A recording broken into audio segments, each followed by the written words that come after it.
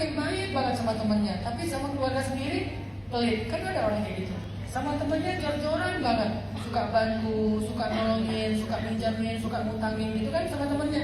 Giliran sama keluarga sendiri pelit banget. Ini berarti dia kebalik prioritasnya. Kalau sama teman dia baik, bagus dia sama teman baik, tapi sama keluarga harusnya lebih baik. Kalau harus memilih, maka dia harus memilih yang menjadi bagian tanggungan keluarganya, yaitu rahmi. Rahmi pun mulai dari yang paling dekat, yaitu keluarga kecil, kemudian yang makin luas, makin luas. Maka dalam Islam itu ada prioritas, dan itu tanggung jawab. Misalnya, kita punya uang, teman kita minjam, adik kita sedang susah, dia juga minjam. Siapa yang kita dahulukan? Adik. Kita punya uang, sahabat kita minjam, mertua kita sedang susah, siapa yang kita dahulukan? Mertua.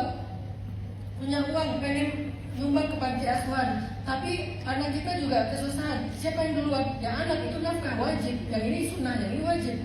Maka harus cerdas dalam beramal, karena ada orang berpikir kalau bangun masjid, bangun pondok pesantren, nyumbang ke panti asuhan, pahalanya gede, tapi kalau ngasih ke istri, pahalanya kecil. Salah.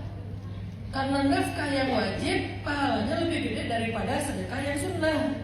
Kecuali kita nggak perlu memilih, ada kelapangan rezeki, yang ini ada porsinya, yang itu ada porsinya. Ini kasusnya kalau harus milih gimana? Uang cuma 1 juta, tapi istri bilang, aku lagi butuh uang nih mas, ke dapur udah nggak ada bumbu segala macam, nggak ada beras segala macam, itu kan darurat.